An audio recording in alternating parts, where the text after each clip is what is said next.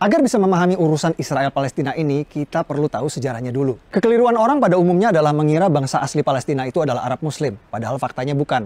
Palestina berasal dari kata Filistin, dan berdasarkan keterangan yang saya dapat di Museum Filistin di sini, bangsa Palestina berasal dari Pulau Kreta di Kepulauan Yunani. Mereka berlayar dari Pulau Kreta Yunani dan menetap di tanah yang kita kenal sekarang dengan nama Palestina. Jadi bangsa Palestina aslinya bukan Arab Muslim, tapi orang Yunani kuno. Waktu bangsa Filistin kesini dari Yunani, daerah ini dulu belum bernama Palestina. Daerah ini dulu masih bernama Kanaan atau Tanah Kanaan. Apakah waktu itu sudah ada bangsa Arab dan Yahudi di sini? Jawabannya belum. Bani Israel atau bangsa Yahudi baru datang ke tanah Palestina setelah Nabi Musa meminta kepada Fir'aun Raja Mesir untuk membebaskan mereka dari perbudakan. Setelah terbebas dari Fir'aun, Nabi Musa membawa Bani Israel atau bangsa Yahudi ke tanah yang dijanjikan. Itulah tanah yang kita kenal sekarang dengan nama Palestina. Setelah terbebas dari Firaun, Bani Israel Yahudi hidup di tanah Palestina ini turun-temurun selama ribuan tahun, mendirikan kerajaan Israel yang raja-rajanya tidak asing bagi kita. Salah satunya Raja David, atau yang kita umat Islam kenal dengan nama Nabi Daud. Siapa yang tidak tahu cerita Nabi Daud? Ia mengalahkan raksasa bangsa Filistin bernama Goliat hanya dengan sebuah batu. Lalu ada Raja Solomon, anak kandung dari Nabi Daud, atau yang kita umat Islam kenal dengan nama Nabi Sulaiman. Nabi Sulaiman adalah Raja Yahudi yang membangun kuil suci untuk tempat ibadah agama Yahudi yang dikenal dengan nama Kuil Solomon. Yang di belakang saya itu adalah tembok ratapan, tempat paling suci bagi agama Yahudi seperti Ka'bah buat umat Islam. Tembok ratapan ini dulunya adalah bagian dinding dari kuil suci agama Yahudi yang dibangun oleh Nabi Sulaiman. Kuil bertahan 600 tahun sampai ia dihancurkan oleh bangsa Romawi pada tahun 70 Masehi. Lalu karena benci pada bangsa Yahudi, Kaisar Romawi Hadrian merubah nama Israel menjadi Palestina. Nama yang bertahan sampai hari ini. Jadi Kaisar Romawi Hadrianlah yang memberi nama Palestina pada daerah ini. Aslinya daerah ini bernama Tanah Kanaan. Lalu Bani Israel Yahudi datang, namanya berubah menjadi Israel. Kemudian oleh Kaisar Romawi Hadrian, nama Israel diganti menjadi Palestina. Jadi faktanya bangsa Yahudi memang sudah ada di tanah Palestina ribuan tahun sebelum Arab dan Islam masuk ke tanah Palestina. Inilah yang dijadikan landasan prinsip bangsa Yahudi sekarang ngotot mempertahankan negara Israel ini. Lalu kapan Arab dan Islam masuk ke tanah Palestina? Arab dan Islam masuk ke Palestina saat Khalifah Umar menaklukkan Yerusalem Al-Quds pada tahun 638 Masehi.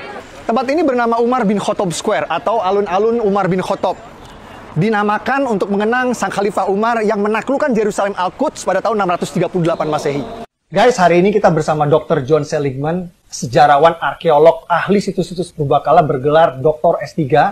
The place of the temple that is built by Solomon in the central part of what is today known as the Temple Mount. The area which today used for prayer is the Western Wall, which is in fact actually an external wall of the Temple Mount itself. Right up until the time of the entry of Islam into the city of Jerusalem, when Umar enters Jerusalem, he would have mostly found an empty space. And for that reason, he builds a small mosque. We know quite clearly the development of the two major structures on the Temple Mount, one being the Dome of the Rock, and the other one being the Al-Aqsa Mosque. Both were built by the fifth Caliph, Abdul Malik. Those buildings are later than the time of the arrival of Muhammad. Arab dan Islam berkuasa selama 500 tahun sampai kerajaan Kristen Prancis datang. Atas perintah Paus di Vatikan, pasukan Prancis datang menaklukkan Palestina yang kita kenal sekarang dengan istilah Perang Salib. Raja Kristen Prancis mendirikan kerajaan Yerusalem dan berkuasa di Palestina selama 100 tahun sampai akhirnya dikalahkan. Setelah 100 tahun, akhirnya Prancis menyerah pada pasukan Raja Salahuddin Ayyubi yang berhasil merebut Palestina kembali ke tangan Islam. Ottoman Turki kalah di Perang Dunia I dan dipaksa menyerahkan sebagian besar wilayahnya kepada negeri pemenang Inggris dan Prancis. Provinsi Suriah dan Libanon menjadi milik Prancis, provinsi Palestina dan Jordan jadi milik Inggris. Inggris mengganti nama Palestina menjadi British Mandate Palestine. Lalu Perdana Menteri Inggris langsung mengambil inisiatif mendukung pendirian negara Israel di Palestina lewat deklarasi Balfour yang berbunyi, "Pemerintahan Yang Mulia Ratu Inggris mendukung pendirian rumah nasional untuk bangsa Yahudi." Pada tahun 1947, Perserikatan Bangsa-Bangsa PBB menerbitkan resolusi pendirian dua negara di Palestina, negara Yahudi dan negara Arab. Warga Yahudi langsung menerima tawaran ini dan mendirikan negara Republik Israel. Tapi negara-negara Arab tetangga menolak pendirian dua negara ini dan langsung memerangi Israel.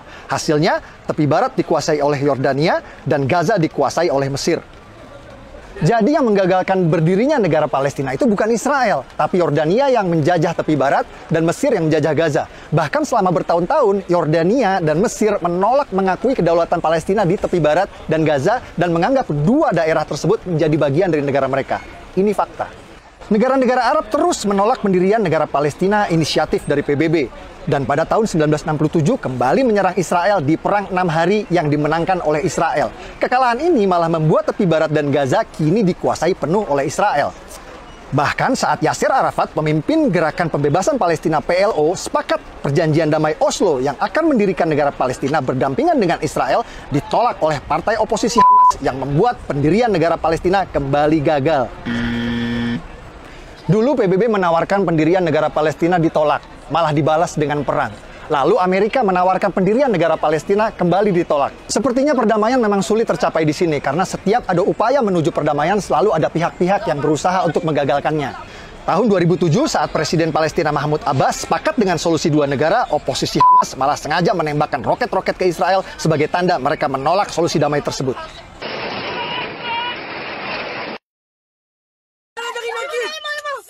Fakta-fakta yang saya sajikan di video ini adalah hasil investigasi langsung di TKP. Banyak narasumber yang tidak mau tampil dalam video karena alasan keamanan. Saya berharap video ini bisa memberikan penjelasan, membantu menjelaskan bahwa apa yang terjadi di sini bukan seperti yang kita dengar selama ini. Peduli Palestina adalah masalah kemanusiaan. Betul, saya setuju. Tapi jika Anda peduli tanpa tahu fakta, hanya akan membuat Anda mudah dibodohi oleh penipu maling donasi seperti ACT yang sering memutarbalikkan fakta agar uang keluar dari dompet Anda. Kalau menurut Anda video ini bermanfaat, share link video ini di grup WhatsApp Anda. Dengan saya Permadi, dari kota Purbakala, Yerusalem, Al-Quds. Assalamualaikum warahmatullahi wabarakatuh.